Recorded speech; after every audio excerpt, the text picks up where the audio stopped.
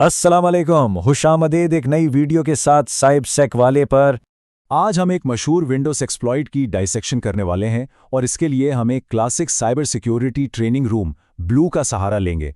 इस मशीन के मरकज में जो चीज़ है वो है इटर्नल ब्लू। जी हाँ, वही बदनाम जमाना एक्सप्लॉइट जो WannaCry जैसे बड़े हमलों के पीछे था और जिसने पूरी दुनिया के सिस्टम्स को हिलाकर रख दिया था। तो चलें देखते हैं ये काम कैसे करता है।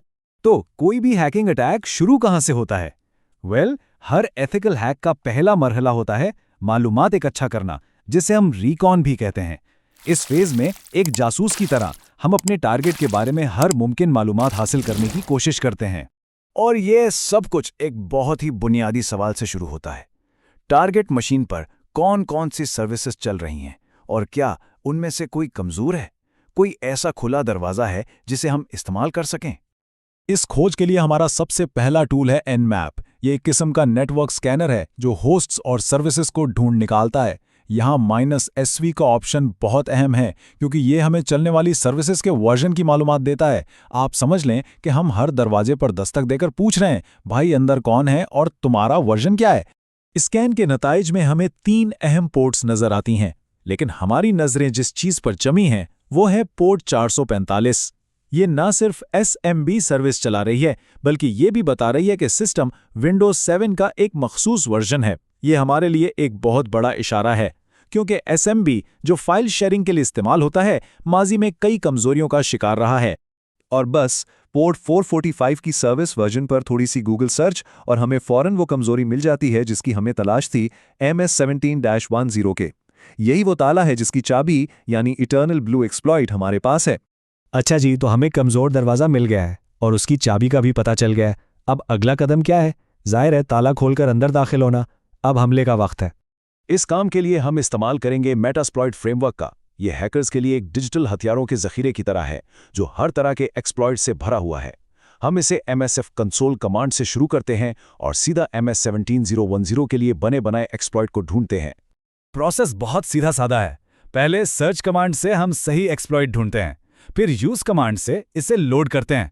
इसके बाद सेट rhost कमांड से हम टारगेट का IP एड्रेस सेट करते हैं और आखिर में एक्सप्लॉइट कमांड दबाकर हमला शुरू कर देते हैं। और ये लीजिए कामयाबी, हमें टारगेट मशीन पर एक कमांड शेल मिल गया है। मतलब अब हमारा इस मशीन पर कंट्रोल है। सबसे पहले हम Who am I कमांड चलाकर ये देखते हैं कि हम सिस्टम में किस हैसियत से दाखिल हुए हैं। और आउटपुट देखें, एंटी अथॉरिटी सिस्टम।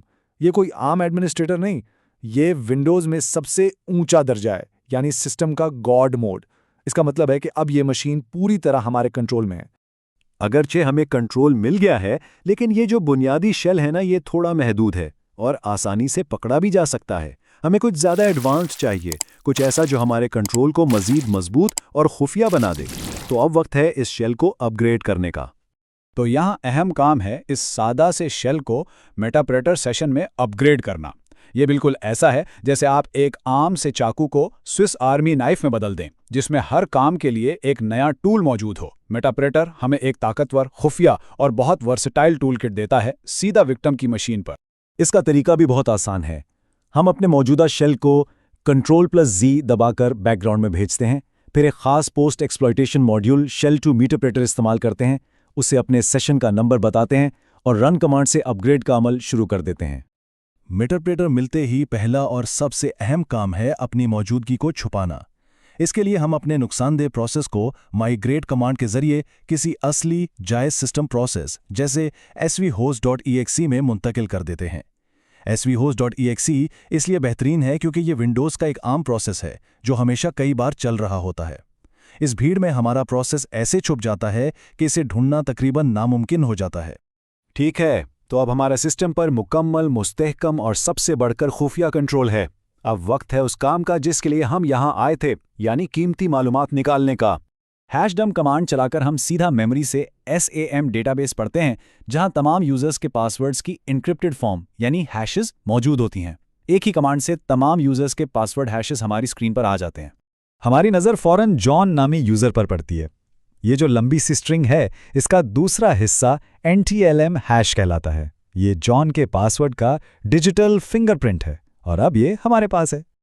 अब हम इस हैश को जॉन द रिपर जैसे टूल और rockyou.txt जैसी एक मशहूर पासवर्ड लिस्ट के जरिए क्रैक करने की कोशिश करते हैं और चंद ही सेकंड्स में हमें पासवर्ड मिल जाता है, अलकफना 22।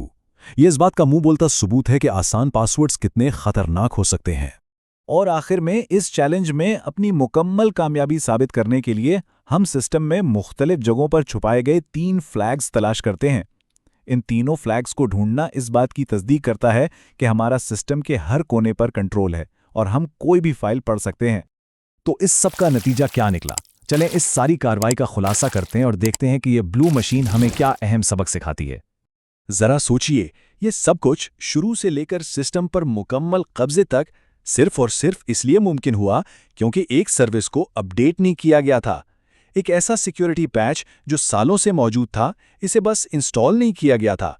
एक छोटी सी गफलत जिसका नतीजा WannaCry जैसे आलमी हमले की सूरत में निकला। यह हमें बार बार याद दिलाता है कि सिक्योरिटी अपडेट्स और पैचिंग कितनी ज़्यादा ज़रूरी हैं। ये एक बहुत ही सादा सा अमल है जो इस तरह के तबाहकुन हमलों को होने से रोक सकता है। अगर आपको ये वीडियो पसंद आई है तो लाइक, कमेंट, सब्सक्राइब लाजमी करिएगा। अल्लाह हाफिज़।